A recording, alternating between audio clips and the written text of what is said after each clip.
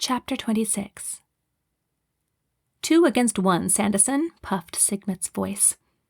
I couldn't see past Pete's giant body, but I heard boots tapping on the steps and knew that the scientist must be running up the stairs. Give her up. Give up my daughter, growled the commander. Pete scoffed. You're not fooling anybody. You never wanted her. I have the legal right to her. Neither of the other men apparently thought this worthy of an answer.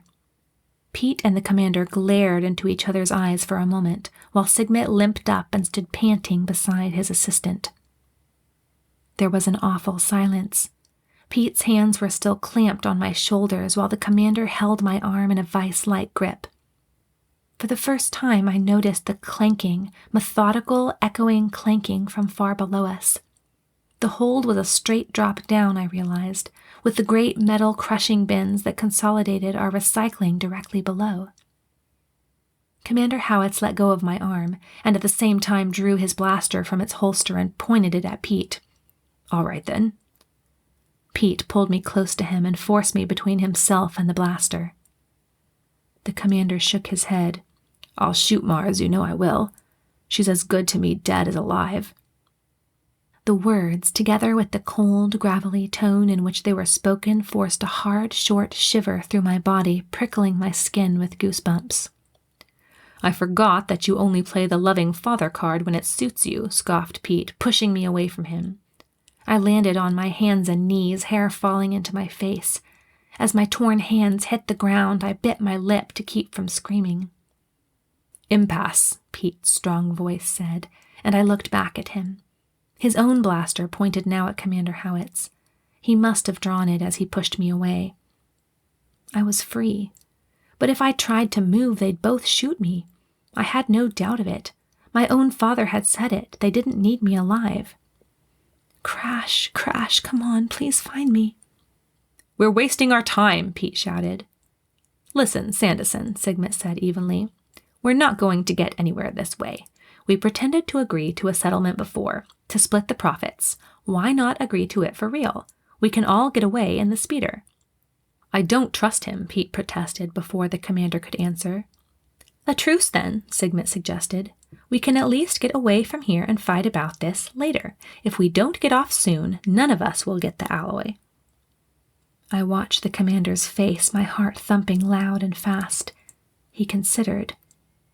A huge red light on a control panel near us blinked on and off, and at the same time an ear-splitting beep echoed through the thruster chamber. Thrusters engaging, came a computerized voice as the blinking and beeping continued. In 5, 4, 3, Commander Howitz dropped to the floor. A blaster fired, and I saw a small burst of energy shoot over my head. 2, 1. A roaring thundered above us, and the air immediately began getting hot. The floor rumbled, vibrated, and then heaved, sending Pete and Sigmund stumbling towards the panel. Now was my chance. I tried to get to my feet, but the metal walkway heaved again, throwing me chest first to the ground. I gasped as all the air shot from my lungs, but I didn't dare wait to get my breath. Panting, I got to my knees and began crawling back towards the lift. If I could just get there. The floor lurched again as the roaring continued, and my injured hands skidded across the floor. I kept going, gasping for breath and in pain as each hand touched the hard metal. I heard yells from behind me but didn't dare look back. The air was getting hotter. Already sweat dripped down my face and back, but I kept going.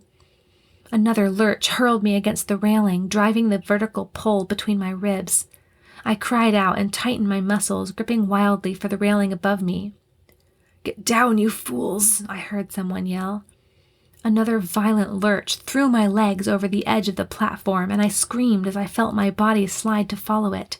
I clawed uselessly at the floor, then grabbed for the railing.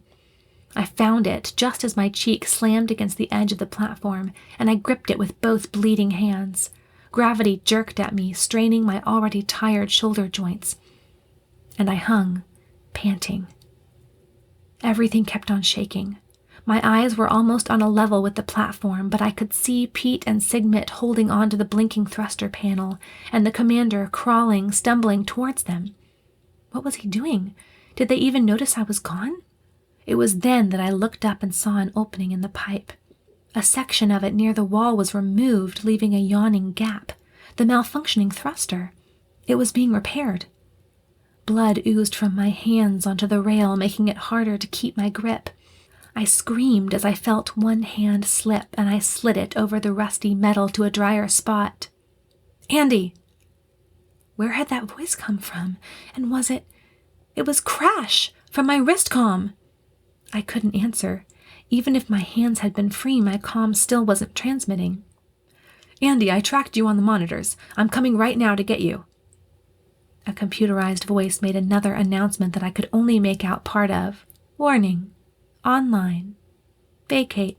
I heard the commander scream, "You fools!" My hands slipped again. I felt crazed with fear. The clinking blackness yawned below me like a maw, threatening to swallow me the moment I lost my grip. "Father!" I screamed, but he didn't even hear me. He was still trying to make his way to the panel. I struggled to pull myself up, straining every muscle in my body, pulling on the bar, but I couldn't do it. My wristcom beeped again. "Andi, I'm almost there!" Crash again. He was coming. He would save me, and everything would be all right. Everything would be fine. "Andi," came a deeper voice. One I recognized. Gilder's. "Let go. Let go, now." I froze, and time froze with me as my mind screamed in terror. Let go? What was he saying? Was he insane? I'd be crushed, killed. Crash would be here soon. Let go. If I'd let go of my doubt and trusted the doctor days ago, none of this would have happened. If I had trusted God with my life, if I had let it go, the doctor would still be sane. The doctor had never failed me. Neither had God. Neither had Gilder's. A louder rumbling opened up above my head, and I heard a clanking from above, drowning out that from below.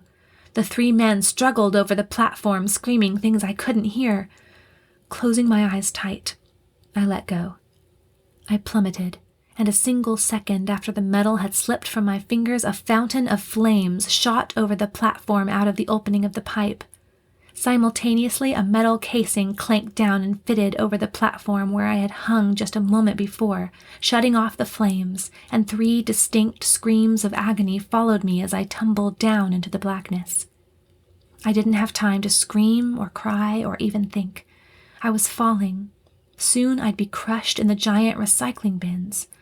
But for now, for this second, I was free. I was flying. My heart cried, tears I couldn't associate with either joy or sorrow. It just cried. And then, for an instant, I saw the provision shelves ahead of me, far away, and before I could think, I landed in something soft and downy, something that cradled me as I sank into it, gently supporting me and cushioning my slow descent. Then I stopped. For an instant, I wondered if I'd died, and I was laying on the floor of heaven. Blackness loomed above me. I was shaken, and my neck hurt a little, but that was all. I could see whiteness in my peripheral vision. My father was dead. The doctor was insane. My heart ached at both thoughts, and yet I rested. I could rest now. Peace flooded me. "Andi!" Before I could react, a pair of arms had scooped me up, and I was pressed to a rough jacket. I could hear a warm heart beating beneath my ear, and the arms held me as if they'd never let me go. "Dad!" I gasped. "Doctor?" It couldn't be his voice. He was dead. He had to be. "You're safe," he whispered, and his hands stroked my hair. "Is she all right, Jerry?"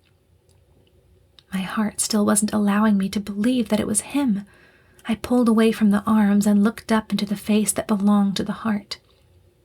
It was his face, tired but intelligent, sane, smiling, love shining from the gray eyes, face and hands dry once again.